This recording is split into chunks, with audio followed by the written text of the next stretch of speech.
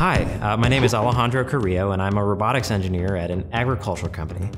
Specifically, my team uses machine learning and robotics and computer vision to identify the difference between the crops that we eat and weeds that take nutrients away, and we're able to remove those weeds without any chemicals. My name is Kate Park, and I work at Tesla Autopilot. I build self-driving cars. Any place where there can be resources used more efficiently, I think is a place where technology can play a role. But of course, one of the best impactful ways of AI, I hope, is through self-driving cars.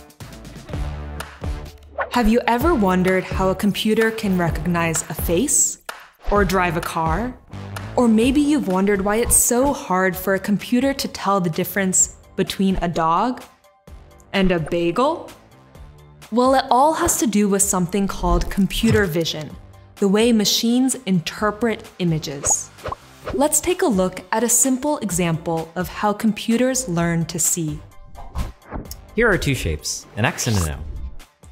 At some point, you've learned the names for these shapes, but a computer looking at these images for the first time just sees a bunch of little squares called pixels. Each pixel has a numerical value. For a computer to see, it needs to make sense of these numbers to figure out what is in the picture. In traditional programming, you could tell the computer to check which pixels are filled to decide what shape it sees. If the center and corner pixels are full, then it's an X. If the center and corner pixels are empty, then it's an O. Traditional programming works great for this kind of thing. But what about asking the computer to recognize these images? What might the computer think these are?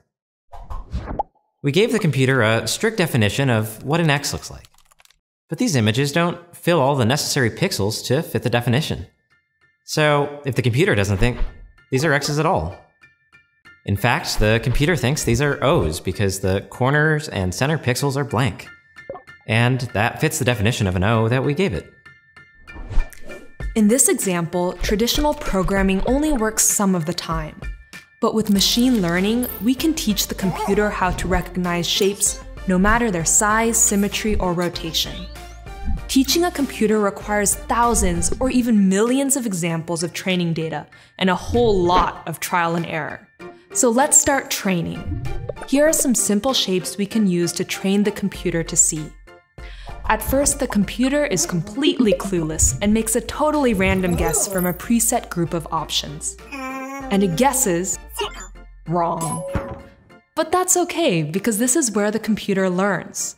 After it makes a guess, the computer is shown the correct answer. It's like learning with flashcards. Sometimes you have to get it wrong before you get it right. With every guess, the computer looks at each pixel and the surrounding pixels. It tries to recognize patterns and make rules to help it guess. Like if it sees a row of orange pixels next to a row of white pixels, there's an edge.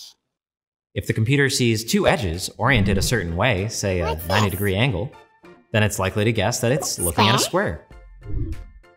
It won't get it right every time, but with more trial and error, it will slowly build a more confident guessing algorithm.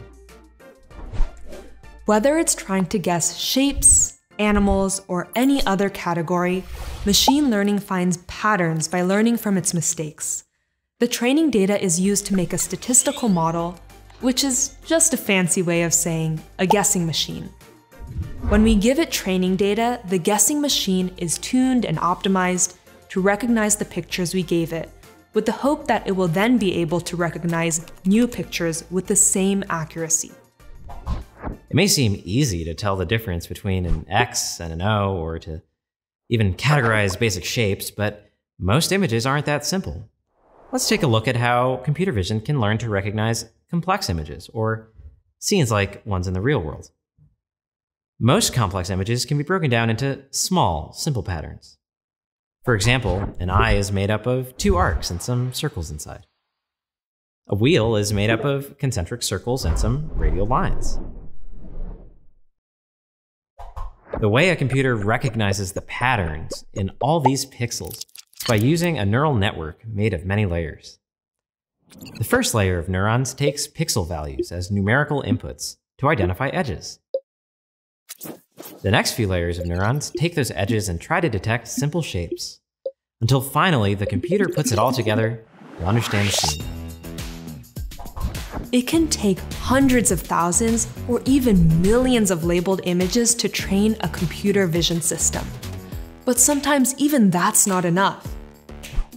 Some face recognition systems have trouble even seeing people of color because the system was primarily trained with photos of white people. Sometimes problems in computer vision are silly, like when a computer gets confused trying to tell the difference between these dogs. Oh wait, that's not a dog. But it does kind of look like a dog. At least this dog.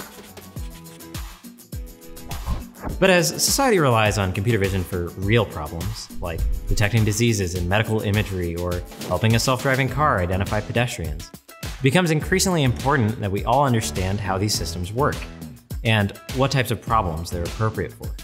Computer vision can open up a miraculous world of possibilities, but a machine is ultimately only as good as the data used to train it.